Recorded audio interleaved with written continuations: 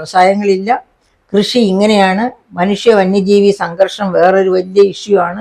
ഇതൊക്കെ കാരണം കൊണ്ട് പ്രീ ഡിഗ്രി കഴിയുമ്പോഴേ മലയാളി കുട്ടികൾ കേരളം വിട്ട് ഇന്ത്യയിൽ എവിടെയെങ്കിലും പോകാനില്ല, ഇന്ത്യക്കും വെളിയിലേക്ക് പോകാനായിട്ട് താല്പര്യപ്പെടുന്ന ഒരവസ്ഥ. അപ്പം നമുക്കറിയാം വേറെ അതിൻ്റെ കൂട്ടായിട്ട് വരുന്നൊരവസ്ഥ അറിയാം. പ്രവാസികൾ ചോര നീരാക്കി കേരളത്തിലേക്ക് അയച്ച പണം കൊണ്ട് നിർമ്മിച്ച വലിയ രമ്യഹർമ്മ്യങ്ങൾ, 14 ലക്ഷത്തിലധികം രമ്യഹർമ്മ്യങ്ങളാണ് ആരും താമസിക്കാനില്ലാതെ വെറുതെ അടച്ചിട്ടിരിക്കുന്നത്.